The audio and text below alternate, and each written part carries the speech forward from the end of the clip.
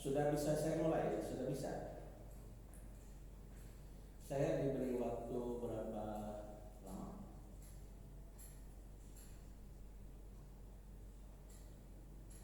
Oke, bisa diperkurang lagi gitu ya. Baik. Assalamualaikum warahmatullahi wabarakatuh. Alhamdulillahirabbil alamin wa bihi nasta'inu ala umuri dunya waddin. Wassalatu wassalamu ala asyrafil anbiya'i wal mursalin sayyidina wa maulana Muhammadin wa ala alihi wa sahbihi ajma'in walhamdulillahirabbil alamin amma ba'du. The Honorable Professor K. Ma'ruf Amin is keynote speaker and the Vice President of Indonesia, and the Honorable Director of PIN Batu Sangka, the Honorable also the Dean of Sharia, Faculty of PIN Batu Sangka, Vice Dean, Vice Rector, and the committee of this conference, International Conference on Humanity, Law, and Sharia, and specific theme of local culture, revelation, and the principles of liberation in Islamic law. I think this theme is very, very interesting to talk, to discuss, and I think if we try to understand that Islam today faces three levels of problems, three levels of prevalent humanity. The first problem is global level.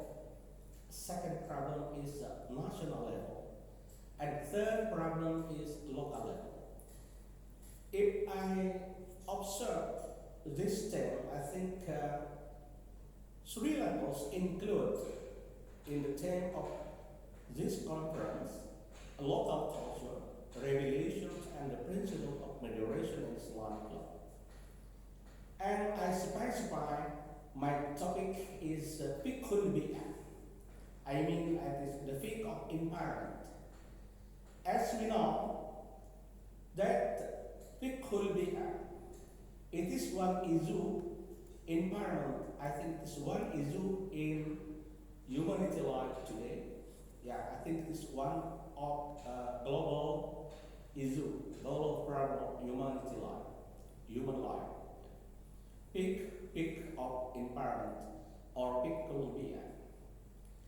And also, I think if we try to understand the term local culture, revelation, and the principle of moderation in Islamic law, local culture, I think we need today, because sometimes we can say that it is local wisdom or local culture. We need the value of local culture as the consideration to face and to solve the problem of humanity level. Humanity in national level and also in global level. I think we can gain with the globalization. So I think the fiqh and environment, I think the problem is the dominant of the theological viewpoint. As we know, because in modern era, sometimes Muslim scholars tend to only appreciate about liberal theology, or sometimes we can say that it is Qadariya, against Jabariya. But the implication of this theological viewpoint, I think, influence on debates of environment, because the exploitation of human toward environment. And the next, if we try also to trace about literature review survey, if we understand that Islamic studies today, I think it is very difficult for us to find the serious study on fiqh environment or Islamic studies on environment, because Islamic studies, including in Indonesia or in Southeast Asia, pay attention to gender, democracy, Islam, and state and sector, but they lack of pay attention to about Islamic studies on environment. So I think it is our critic toward Islamic studies today. Yeah. And I think if we try to classify about the environmental, peak of environment, I think at least there are three problems, three classification of problems. The first is environmental anatomy, utilization and management, and recovery and rehabilitation. Yeah, I think it is the scope or the cover of Fiqh of environment, environmental anatomy, utilization and management, recovery and rehabilitation. Based on three basic problems toward environment, I think we need today about the view or opinion from religion, or from Islam perspective, specifically. Based on this, I think we need today the fiqh of environment, because environment, I think it is one issue in a level of national level and also global level. In Indonesia, I think we have Undang-Undang Nomor 32 Tahun 2009. I think based on this, I think our state has a commitment to manage the environment. But I think if we try to understand the realization or the implementation of this act, I think it is very problem. Because there are the intervention of the political economy. For example, I think if we try to understand the fail of this implementation of this act, we can say that three classification of how to effective the law effective implementation because of a legal culture. Yeah, I think about the legal culture, legal content, and legal structure. Yeah, I think it is the problem. It is the problem based on the sociological of law. Yeah, I think it is. And the next, if we try to understand about how to manage about environment, I think the first is planning. Yeah, I think this we need planning. And second is utilization. And next, control and maintenance and supervision and law enforcement. Yeah, I think the last is law enforcement. Yeah, as I stated before, the problem of law enforcement, there are three classifications in the level of legal culture, legal content, and legal structure. Yeah, I think there are three problems. Based on this, we can go to theological basis of Fiqh. I think Fiqh, if we try to understand the basic is, the first is, nature is a sign of God greatness. Tashkir, eco-theology. And also the basic, the theological basis of Fiqh, environmental kufr. Yeah, I think it is the basis of the theological basis of Fiqh according to Fiqh. Yeah. I think there are classification. Nature is a sign of good greatness. Tashkir, eco-theology, and environmental kufr. And also, I think human and natural relationship categories. Yeah, I think it is we can continue from theological basis. Man is Khalifa. Yeah, man is Khalifa. Khalifa, I think, must responsible to manage the environment.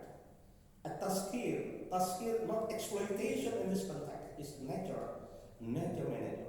I'mal, it is a natural prosperity. Yeah, I think it is the relation between human and natural relationship. We can say that man as a Khalifa, tashkir nature manager, i'mal natural prosperity.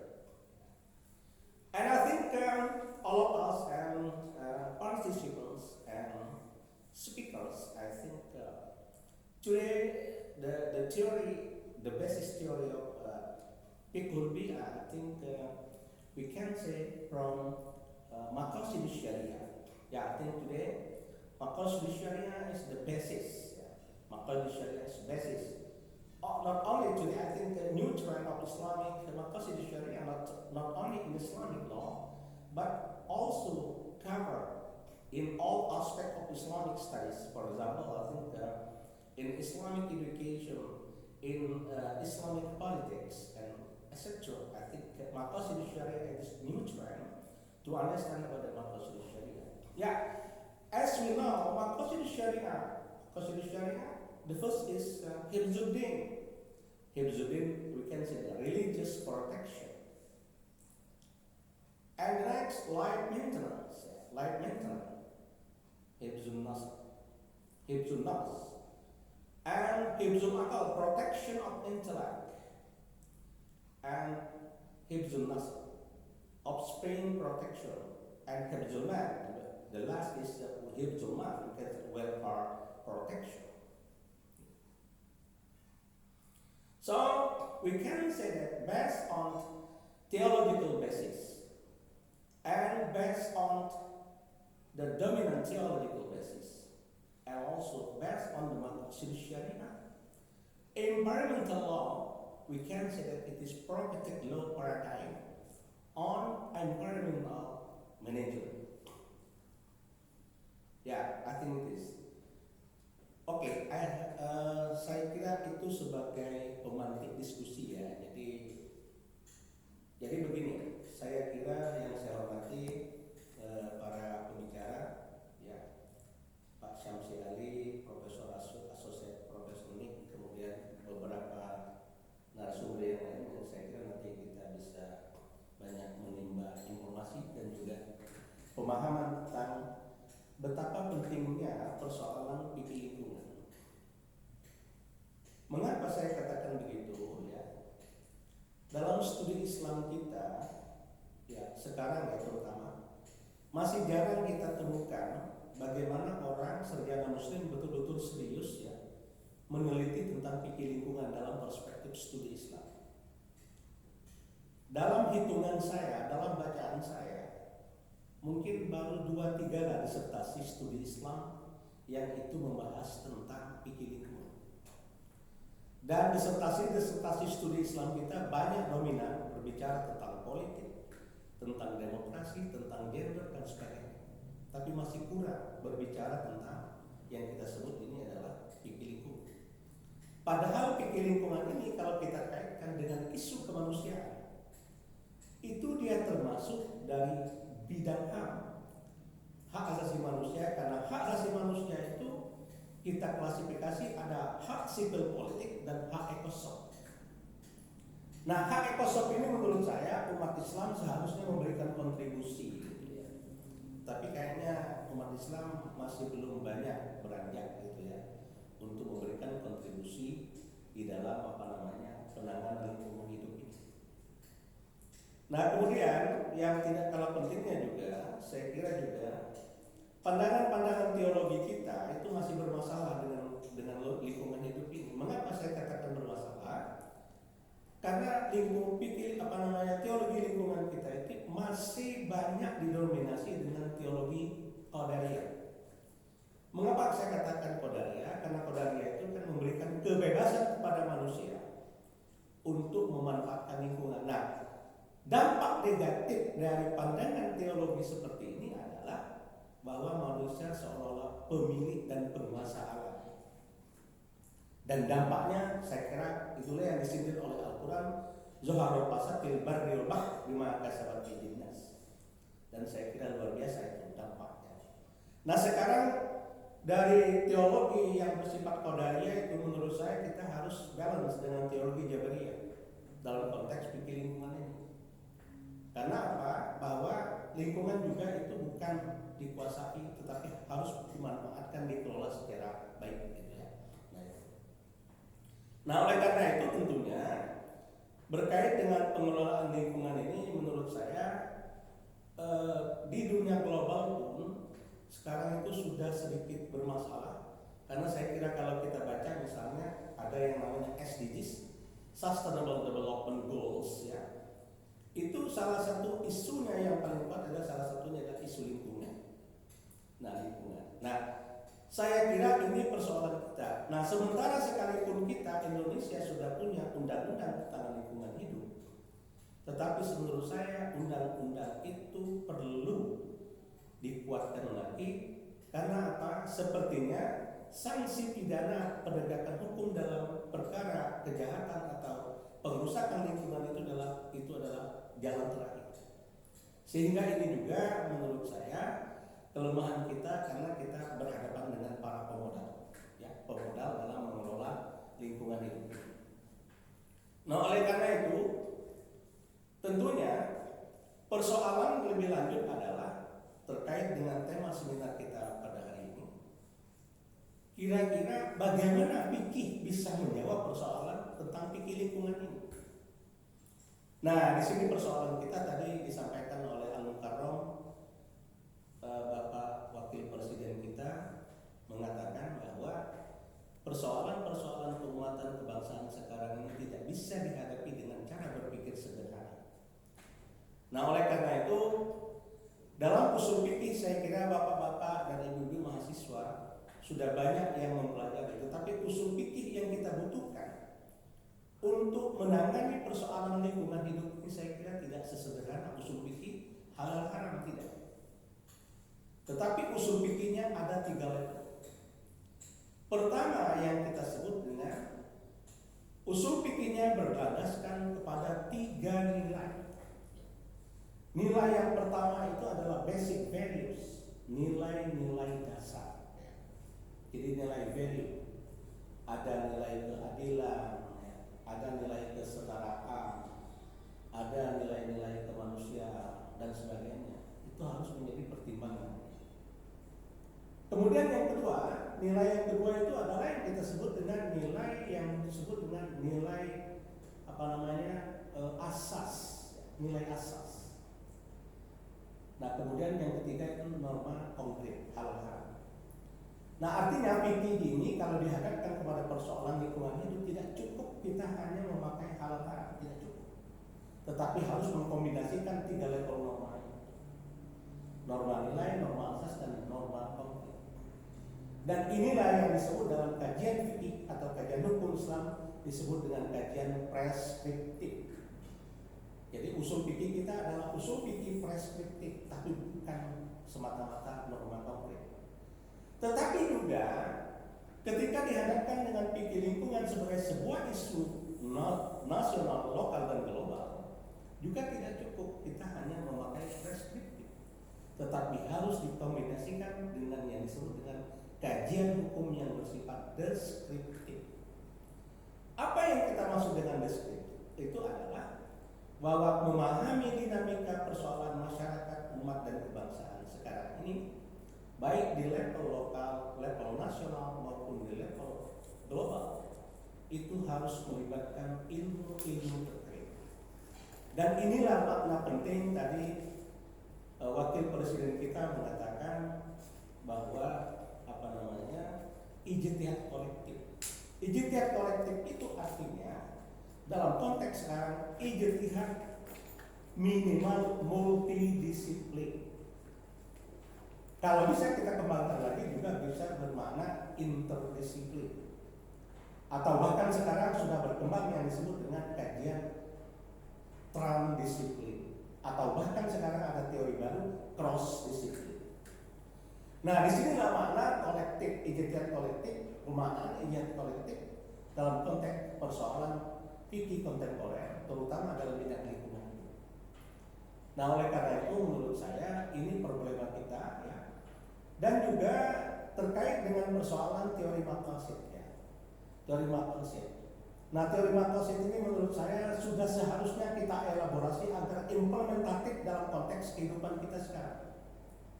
Baik dalam kehidupan lokal, level lokal, nasional, maupun dalam level global. Dan saya mengatakan teori maqasid kita ini ya sekarang sudah bagus ya, banyak bacaan dan sebagainya. Tapi ada kesan saya teori makosid itu kadang-kadang masih bersifat parsial, tapi belum bersifat komprehensif. Nah, berkaitan dengan isu lingkungan dengan makosid, saya kira ini menjadi persoalan bagi kita. Jika kita menggunakan makosid itu hanya bersifat parsial, maka kita tidak bisa membacakan fikih lingkungan. Sebab begini, kita sudah terkontaminasi dengan konsep yang disebutkan maqasidul khams. Tapi pertanyaannya, misalnya kalau kita mengatakan misalnya hifzuddin itu adalah kebebasan memelihara agama. Pertanyaannya, misalnya kalau kita tanyakan memelihara lingkungan itu di mana tempat? Apakah dia termasuk hifzuddin? Apakah hifzul nafs? Apakah hifzul nasr? Apakah hifzul akal? Atau juga hifzul? Itu tidak jelas kalau kita memakai teori klasik dari maqasid syariah. Nah, maka sudah saatnya kita kembangkan seperti yang dikemukakan oleh salah satu penggagas teori maqasid modern, yaitu adalah Profesor Yusdani, bahwa perlu ada secara komprehensif, ada interrelasi. Kalau lingkungan hidup kita ini rusak, bagaimana orang sholat mau khusyuk? Tidak bisa itu sholat khusyuk. Nah, berarti juga terkait dengan hifzuddin. Kemudian juga, bagaimana mungkin kita bisa mensejahterakan bangsa dan umat kita dengan lingkungan yang rusak? Berarti termasuk hifzul mal. Dan yang lain, saya kira. Nah, yang lain ini adalah salah satu contoh elaborasi lebih lanjut tentang bagaimana seharusnya maqasid syariah itu kita kembangkan untuk menjadi sebuah basis dari fikih lingkungan. Karena lingkungan merupakan salah satu isu yang sedang dihadapi oleh kita baik dalam level lokal, level nasional, dan juga level global. Nah, kemudian satu hal lagi yang tidak kalah pentingnya adalah, saya kira ini seminar ini luar biasa, konferensi ini. Ada perkataan local culture, atau mungkin ada juga yang menggunakan adhered atau adhered, atau juga ada yang menggunakan localism. Dalam menangani perkara-perkara lingkungan hidup, saya kira kita juga perlu mempertimbangkan local culture. Karena banyak kearifan-kearifan lokal yang dimiliki oleh bangsa-bangsa kita di Indonesia ini, itu dapat kita pergunakan untuk mendorong bagaimana melestarikan lingkungan itu. Ya, saya kira di setiap daerah ada pepatah, petiti dan sebagainya itu yang bisa kita jadikan sebagai sebuah basis nilai untuk dijadikan sebagai basis untuk pemeliharaan dan pelestarian dan pengelolaan lingkungan ini. Nah, jadi saya kira ini persoalan kita dan saya hanya sebagai pemantik diskusi saja pada pagi hari ini. Jadi saya berharap ini nanti akan menjadi tema yang menarik ya. Dan itu memang paper saya judulnya itu Fiqh of Environment ya, atau Fiqhul Bi'ah ya. Dan sekali lagi Fiqhul Bi'ah ini menurut saya masih kurang populer gitu. Tidak sepopuler fikih gender, fikih demokrasi, fikih politik, itu tidak populer. Dan juga mungkin ya memang belum banyak yang menekuni, dan ke depan mungkin ya, ke depan di UIN, di IAIN dan sebagainya perlu memang membuka yang namanya program studi fikih lingkungan. Saya kira ini sebagai tanggung jawab sosial kita, atau dalam bahasa lain kita punya tanggung jawab profetik. Nah, disinilah kalau kita bilang tadi sebetulnya bahwa paradigma dasar dari fikih lingkungan itu adalah fikih profetik, hukum ilmu profetik, ilmu hukum profetik. Saat kita tahu selama ini kan ada ilmu hukum progresif, itu Pak Sekipto Raharjo. Nah, kita mungkin ya, agar ada lekat nilai religiusnya itu kita memakai istilahnya ilmu hukum profetik. Jadi ilmu hukum profetik sebagai basis dasar yang kita create berdasarkan preskripsi dan juga nilai-nilai maqasid itu untuk kita jadikan sebagai basis untuk pengembangan fikih lingkungan. Nah, sekali lagi saya tegaskan, fikih lingkungan tidak bisa hanya berpikir halal haram, tapi harus dikaitkan dengan prinsip-prinsip dasar dan juga asas-asas yang sudah kita sampaikan. I think it is enough my presentation, and thank you for time on me. And excuse me, maybe my English not so good, not so improved, and I only invite the speakers, invite the participants to discuss about the Fiqh as the main issues of human problem today in local level, national level, and global level. I think it is our challenge. Challenge of Islamic studies, challenge of Islamic law studies, and the challenge of religious studies. I think it is regarded, we regard it as our commitment as a Muslim as global and local also, and citizen. I think it is enough. And thank you. Wassalamualaikum warahmatullahi wabarakatuh.